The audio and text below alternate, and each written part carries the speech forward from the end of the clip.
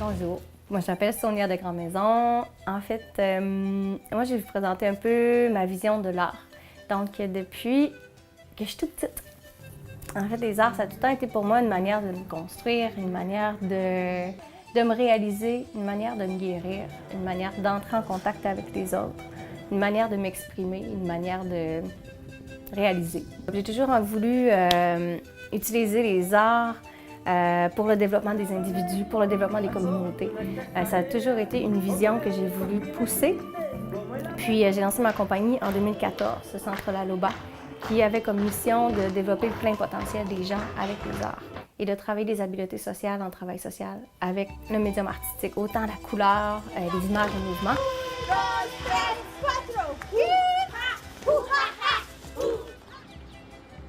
En Bolivie, où j'ai été prof de danse là-bas. Je me suis donné comme mandat de travailler le pouvoir d'agir, donc ce qui veut dire travailler dans mes ateliers l'estime de soi, l'expression des émotions, l'affirmation de soi, la capacité d'augmenter sa conscience critique, je dirais, d'être capable de réfléchir par soi-même et de prendre des décisions qui sont bonnes pour soi, qui sont bonnes pour les autres aussi.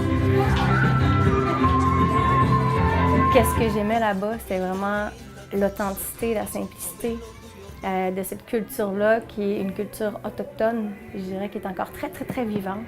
L'art est très, très, très présent et c'est ça qui me nourrit énormément, autant sur le plan professionnel que mon savoir-être, que ma créativité.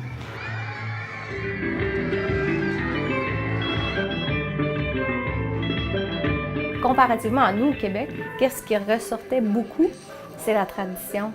Il y a cet aspect-là de la tradition qui se transmet par l'art. Puis ici, je fais un autre parallèle avec les communautés autochtones du Québec qu'on a aussi. Le savoir-être, le savoir-faire, c'est souvent traduit, transféré avec les arts.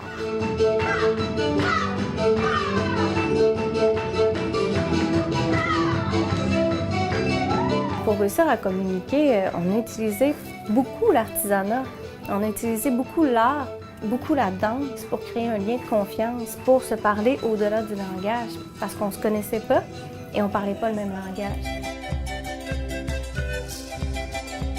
Quand on parle de l'expression de soi ou de l'expression des émotions, on sort bien souvent de la chorégraphie toute faite.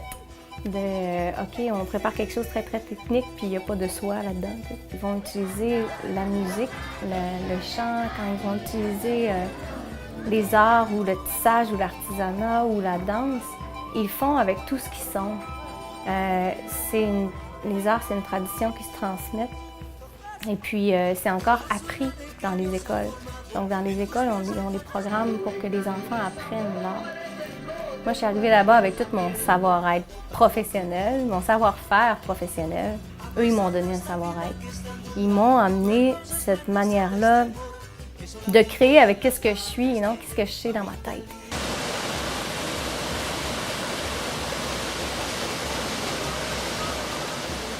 Je reviens remplie, puis je reviens avec des idées que j'ai envie d'amener au Québec et de pousser d'avant sur qu'est-ce qu'eux m'ont appris sur le plan de mon savoir-être. Donc, je dirais que la Loba n'a pas fini de grandir. Ça s'en va de plus en plus loin. Crois en tes rêves, puis c'est ça que j'ai envie de propager aussi. Tu sais, moi, je passe par les arts et le mouvement, la danse et les arts visuels, mais c'est vraiment important d'écouter ces images à soi, ces visions qu'on a, parce que quand on est sur notre X, dans notre essence, on va toucher les gens. Donc, suivez vos images.